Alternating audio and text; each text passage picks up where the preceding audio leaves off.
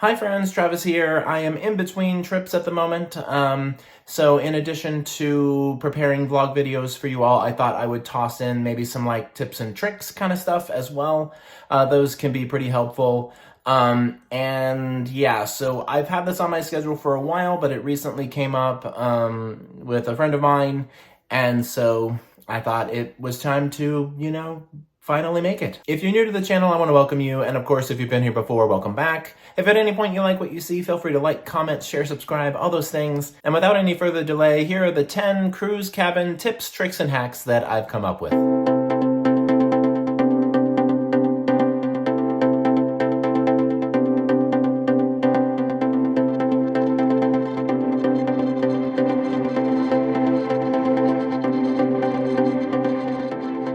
Alright, so these aren't really in any particular order, but I'm just going to roll right into it. This first one I do think should be first, because this will kind of help you out with most of the other ones on the list, and that's to not overpack. Basically, a lot of first-time cruisers, and even those of us who are a little bit more seasoned, we sometimes pack a little heavy when we shouldn't. I promise you, when it comes to cruising, less is more. You can definitely rewear things and make things up as you go along. You don't need 27 outfits for a 3-day cruise or whatever, and etc. The big thing for me is shoes. I like my shoes to match my outfit. So something I've been doing more lately is packing outfits based on 1 or 2 pairs of shoes that I plan to bring, instead of trying to match a pair of shoes to every single outfit. But yeah, don't overpack. Number 2 is to use a portable charger. So I actually do this because a lot of the ships that I sail on don't have outlets by the bed. And so I use my portable charger at night as a way to charge my phone while I'm sleeping. And that way I can use my phone as an alarm and all that stuff like normal, and it won't be across the room from me. You can also take those with you when you're on excursions and use them around the ship while you're, doing whatever. Especially now as ships are getting newer and more modern and advanced, most cruise lines have an app that you use, and so we're on our phones a lot more than we ever have been on cruises, whether you like it or not. That's just the world we live in. So I definitely recommend having a portable charger with you when you're on a cruise. Number 3 is that maybe you might want to bring some sort of nightlight, and this definitely applies to if you have kids. But even adults too, if you're in an inside cabin, sometimes it can get pretty dark in there. You won't know what time of day it is sometimes, etc. And if you're prone to like stumbling in the dark and, whatever, having a small little light source is not a bad idea. I don't personally use one. One of the things that I do when I'm in rooms that are a lot darker than I was expecting them to be is I might leave my bathroom light on with the door cracked slightly, or sometimes the light will shine under the door, like a little crack under the door from either there or the hallway, and that's enough for me. But I have friends and such that definitely swear by having a nightlight with them, so that might be something that applies to you. Number 4 is to unpack as much as you can, and this is kind of a two-parter because if you do that, then you can store your luggage under the bed. Most luggages and most cruise line beds have space under them for luggage. They've thought of that because the rooms can be really quite small. But even on short sailings, it makes sense for you to unpack as much of your stuff as you can. I especially make sure that I pull out all my hang-up clothes so that they're not all wrinkled when I try to wear them. But something I've been doing my last few cruises is actually pulling out, my shorts and t-shirts and underwear and socks and whatever, and putting them in the provided drawers and stuff. It makes things more accessible, and also you can just slide your bag under the bed and forget about it and not have that taken up, half your couch or, valuable space that you need, especially if you're with your family. Every square foot matters in that case.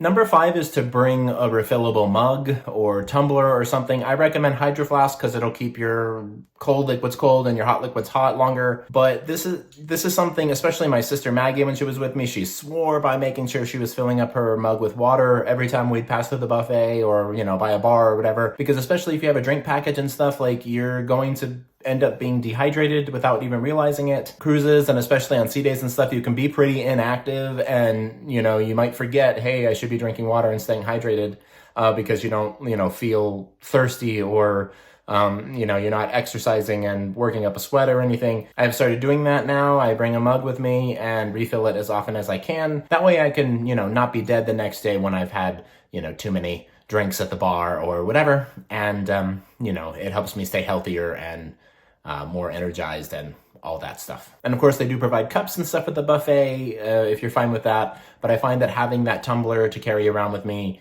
makes things a little bit easier and allows me to easily have water accessible in the middle of the night.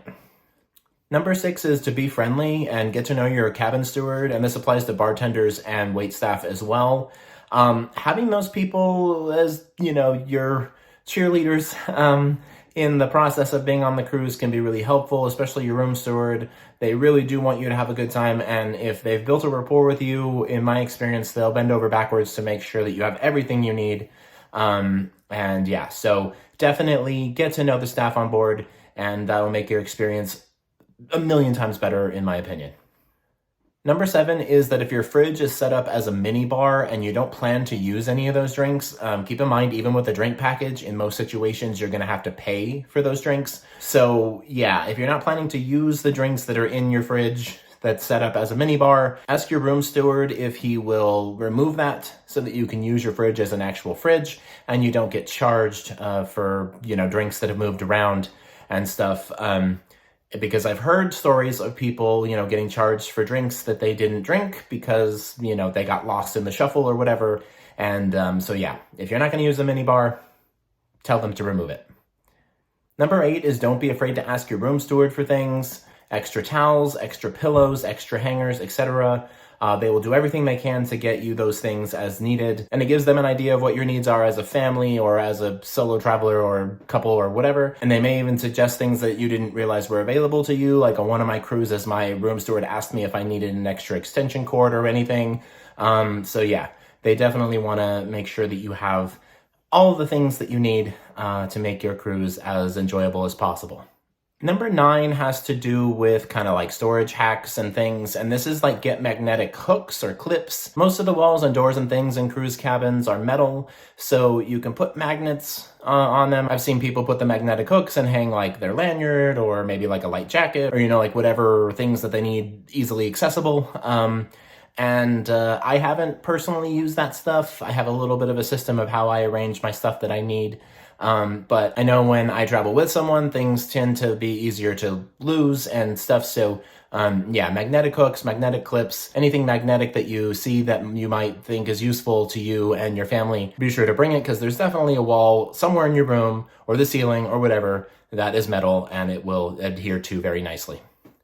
And the last thing, number 10, is to declutter as you go. I've seen people let things build up, like the daily programs, the receipts that they get, even cups and cans and trash and whatever. I've gone into people's cruise cabins and it felt like the walls were falling in on us because there was so much stuff in there.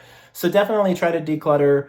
Also, your room steward might not clean up some of the trash and stuff if it's not in the trash can. Like I had a room steward who wouldn't take any of our alcohol cups that we would bring with us to the room unless we put them on the floor. Room service trash you can put out in the hall and they'll take it. Things like that. Don't let that build up. Don't let that pile up in your room, especially on longer sailings. It's just going to make your room feel, less nice and less comfortable. And, you're going to lose stuff and all of that. So, yeah. But anyway, that's it. Those are my 10 tips, tricks, and hacks on how to have the best experience in your cruise stateroom. Like I said, some can be very, very tiny, especially if you're traveling with your family and might have 3 or 4 people in a room. And if you're in an inside room, you don't have a natural light source or anything like that. So, making the best of every square foot in your room, being clean and efficient and planning ahead a little bit. And, all of that can really be helpful to make your overall cruise experience better. But in general, just go there, enjoy yourself, live your best life. But I want to thank you all for watching. Thank you for sitting here with me for, I don't know how long this video is, 10 minutes or so, and talking about this. I hope you found it helpful. If you're an avid cruiser and have more to add, feel free to comment that down below. And also, if you have questions about things, feel free to ask away as well. I or someone else in the comments will definitely answer you at some point as quickly as possible. And be sure to like, comment, share, subscribe, all those fun things. We'll talk soon, and y'all have a good night.